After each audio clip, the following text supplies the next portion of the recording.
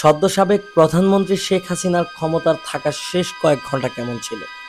সামাজিক যোগাযোগ মাধ্যমে সামরিক হেলিকপ্টার থেকে নেমে কালো একটি গাড়িতে উঠতে দেখা যায় শেখ হাসিনা ও তার বোন শেখ রেহানাকে।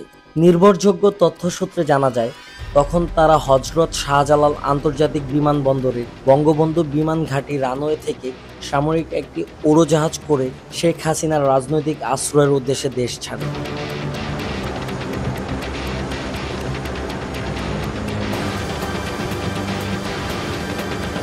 এর আগে কোটা সংস্কারের দাবিতে শুরু হওয়া আন্দোলনের জেরে শেষ পর্যন্ত পদত্যাগ করেন প্রধানমন্ত্রী শেখ হাসিনা।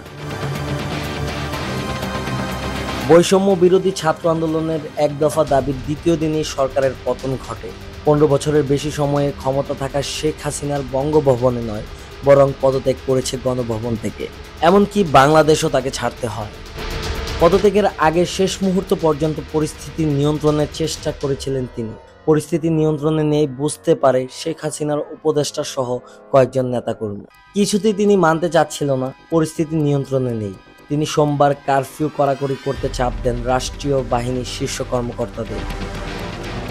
বিভিন্ন বাহিনীর উচ্চ পর্যায়ের একাধিক সূত্রের বারাতে একটি গণমাধ্যম জানান, সকাল 10টার দিকে 3 বাহিনী প্রধান ও পুলিশের মহাপরিদর্শককে গণভবনে ডাকেন শেখ হাসিনা।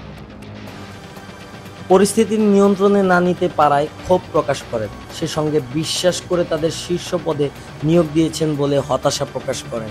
পুলিশ ভালো ভূমিকা রেখেছে, বাকিদের কঠোর হওয়ার নির্দেশ দেন তিনি।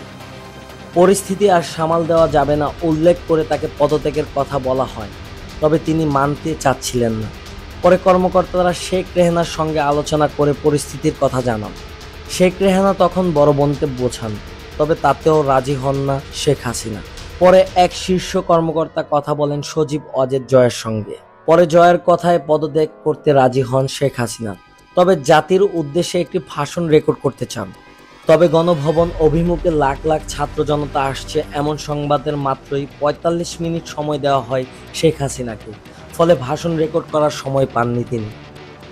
দুপুরে বোন রেহানাকে নিয়ে ঢাকার বাসভবন তথা গণভবন ছাড়েন তিনি সামরিক একটি হেলিকপ্টার করে। হেলিকপ্টার থেকে কালো একটি গাড়িতে উঠতে দেখা যায় 2 বোনকে। মূলত তখন যাচ্ছিলেন পাশে থাকা রানওয়ের উদ্দেশ্যে। সেখান থেকে বাংলাদেশ বিমান বাহিনীর ট্রান্সপোর্ট উড়োজাহাজ C-130 জেটে করে শেখ হাসিনা ও তার বোন শেখ রেহানাকে নিয়ে ভারতের গাজিয়াবাদের বায়ুসেনা ঘাঁটির উদ্দেশ্যে যাত্রা করেন। ওয়ার্ল্ড এক্সের সাথে থাকার জন্য ধন্যবাদ।